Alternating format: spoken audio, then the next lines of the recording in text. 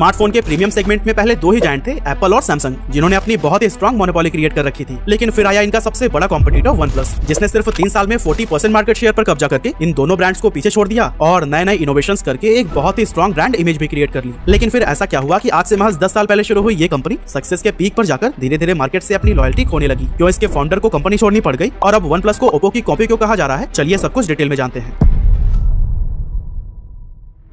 तो दोस्तों, OnePlus के को-फाउंडर कार्ल पाई 2010 में अपनी स्टडी के दौरान ही नोकिया कंपनी में काम करने लगे थे। वहां 3 महीने तक काम करने के बाद उन्होंने कंपनी छोड़ दी और उसके बाद ओप्पो को ज्वाइन कर लिया। उस दौरान उन्होंने बहुत से स्मार्टफोन्स देखे और उनके फीचर्स को समझा, लेकिन किसी भी फोन से उन्हें 100% सेटिस्फेक्शन नहीं मिल पाया। साथ ही उन्होंने ये भी नोटिस किया कि किसी फोन का डिजाइन अच्छा होता है तो वो फीचर्स में मार खा जाता है, और अगर किसी के फीचर्स अच्छे होते हैं तो फिर डिजाइन नहीं। और अगर इक्का दुक्का कोई स्मार्टफोन इन दोनों क्राइटेरिया को थोड़ा बहुत फिल भी कर लेते तो फिर उसकी प्राइस इतनी ज्यादा हाई होती है कि हर कोई इसे अफोर्ड नहीं कर सकता था। और दोस्तों, इसी मार्केट गैप को देखते हुए कार्ल पाई ने एक ऐसा स्मार्टफोन बनाने का सोचा जो डिजाइन और फीचर्स दोनों में ही बेस्ट हो, साथ ही इसकी प्राइस कैटेगरी भी मिड रेंज हो, ताकि मैक्सिमम लोग बजट में भी एक प्रीमियम फोन इस्तेमाल कर सके। अब अपने इन्हीं आइडियाज के साथ कार्ल पाई ने ओप्पो कंपनी को छोड़ दिया और अपने एक दोस्त पेटे लाओ के साथ मिलकर OnePlus नाम की कंपनी बनाई, जिसका मतलब था कॉम्पिटिटर से 1 स्टेप आगे। स्टार्टिंग में उनकी कंपनी में सिर्फ 5 एम्प्लॉइज ही थे और ये सभी एक कैफे में बैठकर प्रोजेक्ट से रिलेटेड बातों पर डिस्कशन किया करते थे। अब कार्ल ने देखा कि इन सभी एम्प्लॉइज के पास ही आईफोन था और इसी वजह से कार्ल पाई ने क्विकली उन मेन रीजंस को समझ लिया कि आखिर लोग एंड्रॉइड को क्यों यूज नहीं करना चाहते। उन्होंने देखा कि ज्यादातर एंड्रॉइड फोन्स की पुअर बिल्ड क्वालिटी, लैगी सॉफ्टवेयर और सिक्योरिटी इश्यूज ने यूजर्स को परेशान कर रखा था और उन्हें वो एक्सपीरियंस नहीं मिल पा रहा था जो कि आईफोन प्रोवाइड कर रहा था। यही वजह है कि ओवर बजट होने के बावजूद भी एप्पल ने अपनी मोनोपोली क्रिएट कर ली थी। लेकिन फिर उनका क्या, जो आईफोन अफोर्ड ही नहीं कर सकते। यही सब रियलाइज करके कार्ल पाई ने एक बेहद स्लीक डिजाइन और सस्ते में आईफोन जैसा ही बेहतरीन यूजर एक्सपीरियंस एंड्रॉइड में दिलाने का सोचा। साथ ही काफी स्ट्रेटेजीज और मार्केट रिसर्च के बाद इन्होंने अपने पूरे मूवमेंट को ऑफलाइन की जगह ऑनलाइन रखा, क्योंकि ऑनलाइन में वो मार्केटिंग पर बहुत कम खर्च करके भी तेजी से एक बड़ा यूजर बेस क्रिएट कर सकते थे। और फिर अपने प्लान को एग्जीक्यूट करके दिसंबर 2013 में फाउंडर्स ने अपना कमाल का स्लोगन अनाउंस किया, नेवर सेटल्ड। इसके बाद उन्होंने अपनी एक ऑनलाइन कम्युनिटी भी बनाई, जिसके जरिए लोग OnePlus न्यूज और फोरम्स को एक्सेस कर सकते थे।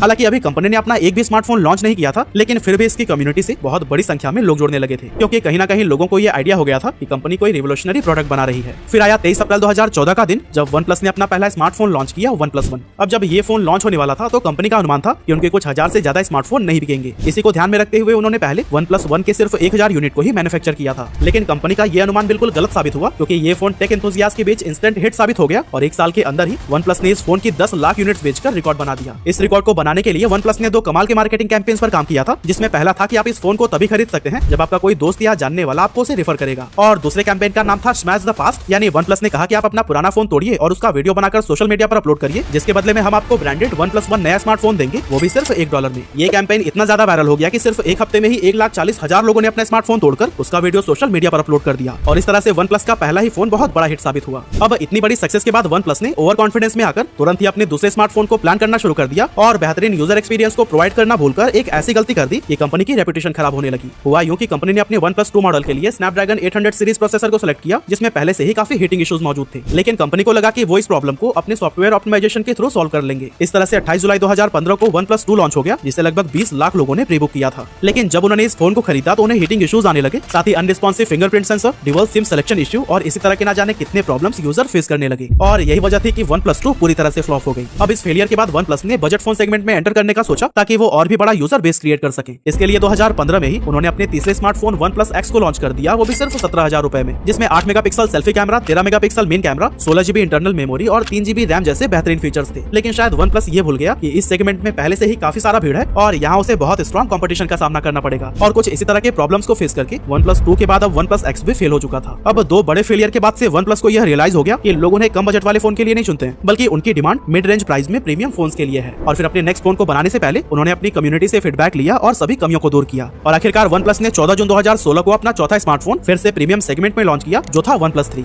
इसमें Android Marshmallow based oxygen OS software, dash fast charging, 3000 mAh battery, 6 GB RAM, 64 GB internal space और अच्छी क्वालिटी का कैमरा जैसे कई बेहतरीन फीचर्स थे। और इस फोन का प्राइस रखा गया था 27,999 रुपए, जिसके चलते यह मार्केट में इंस्टेंट हिट साबित हो गया। और फिर कंपनी ने सेम ईयर एक और स्मार्टफोन लॉन्च किया, OnePlus 3T। इसकी भी बेहतरीन क्वालिटी लोगों को खूब पसंद आई, क्योंकि ये डिजाइन और फीचर्स के मामले में गूगल पिक्सल और iPhone 7 जैसे फोन्स की बराबरी कर रहा था। अब तक OnePlus को यह अच्छे से पता लग गया था कि यूजर्स उनसे प्रीमियम फोन की उम्मीद रखते हैं, वो भी मिड प्राइस में। और कहीं ना कहीं OnePlus कंपनी की शुरुआत भी तो इसी गैप को ही फिल करने के लिए की गई थी। अब कंपनी को अपना पर्पस मिल गया था, जिस पर काम करते हुए उन्होंने OnePlus 5 और OnePlus 5T जैसे और भी स्मार्टफोन लॉन्च किए, जो कि उस समय के famous Nokia 8, Moto Z2 Play और Xiaomi Mi Mix 2 से भी कहीं ज्यादा अट्रैक्टिव और हैंडी थे। 2017 तक इसने स्मार्टफोन के प्रीमियम सेगमेंट में 40% से भी ज्यादा का मार्केट शेयर अपने कब्जे में ले लिया, और महज 3 साल में ही ये कंपनी सीधे एप्पल और सैमसंग जैसे बड़े जायंट ब्रांड्स को भी टक्कर देने लगी थी। अब यहाँ तक तो कंपनी काफी अच्छी परफॉर्म कर रही थी, लेकिन बाकी ब्रांड्स की तरह जब पैंडेमिक के दौरान उनकी सेल्स भी कम होने लगी तो कंपनी ने सोचा कि वे अपना फोन प्रीमियम सेगमेंट में लॉन्च कर रहे हैं, लेकिन पैंडेमिक में लोगों ने अपनी खर्च काफी कम कर दी है, तो क्यों ना सेल्स बढ़ाने के लिए दोबारा से एक बजट फोन लॉन्च किया जाए जिसको मैक्सिमम लोग अफोर्ड कर सके। और दोस्तों इसी स्ट्रेटेजी के साथ ही 2020 में इन्होंने OnePlus Nord को लॉन्च किया था, जिससे ये कमाई करने में तो कामयाब रहे, लेकिन कंपनी की रेपुटेशन पहले जैसी नहीं रही और ना ही लोग इसे अब एप्पल और सैमसंग के कॉम्पिटिटर के रूप में देख रहे थे। इसी साल के एंड में OnePlus के को-फाउंडर कार्ल पाई ने भी कंपनी छोड़ दी, क्योंकि उन्हें लगने लगा था कि स्मार्टफोन मार्केट काफी बोरिंग और इनोवेशन से दूर हो चुकी है। इसीलिए उन्होंने एक बिल्कुल नई कंपनी नथिंग की शुरुआत की और इस नाम के पीछे का उनका मकसद था कि वो बिल्कुल स्टार्टिंग से इस मार्केट में कुछ ऐसे फंडामेंटल चेंजेस करेंगे जो बाकी कंपनीज इग्नोर कर रही हैं। कार्ल पाई के कंपनी छोड़ने के बाद OnePlus इनोवेशन से और भी ज्यादा दूर हो गई और अपना लॉयल यूजर बेस खोने लगी, और इस तरह से OnePlus को नीचे जाते हुए देख इसकी पेरेंट कंपनी BBK इलेक्ट्रॉनिक ने इसे अपनी ही सब्सिडियरी कंपनी ओप्पो के साथ में मर्ज कर दिया, ताकि ये दोनों कंपनीज एक दूसरे के इनोवेशंस को अडॉप्ट कर सके। और फिर इसी साल OnePlus ने OnePlus Nord 2 को लॉन्च किया, जो कि 4 महीने के अंदर ही इंडिया में 3 बार ब्लास्ट कर गया और यूजर्स को काफी चोटें भी आई। इन ब्लास्ट की तस्वीरें इंटरनेट पर भी खूब वायरल हुई और एक बार फिर लोगों का इस कंपनी से ट्रस्ट हटने लगा। यूजर्स के इस डिसअपॉइंटमेंट का एक और रीजन ये भी था कि OnePlus अब ओप्पो से मर्ज होने के बाद बिल्कुल उसके जैसी ही होती जा रही थी। दोनों के फीचर्स काफी हद तक सेम हो गए थे, यहाँ तक कि डिजाइन में भी काफी सिमिलरिटीज नजर आ रही थी। और जब कंपनी ने अनाउंस किया कि वो अपने फोन के ऑपरेटिंग सिस्टम को ऑक्सीजन OS की जगह ओप्पो के कलर OS पर शिफ्ट करने जा रहे हैं, तब इस फैसले को भी काफी ट्रोलिंग का सामना करना पड़ा, क्योंकि प्रीमियम प्राइस पे करने के बाद भी अगर उसके बदले में बजट सेगमेंट जैसा प्रोडक्ट मिले तो फिर ये कस्टमर्स को क्यों ही पसंद आएगा। लेकिन दोस्तों यही सब बातें थी जो OnePlus ब्रांड समझ नहीं पाया और 40% मार्केट शेयर को गंवा सीधे 20% पर आ गिरा।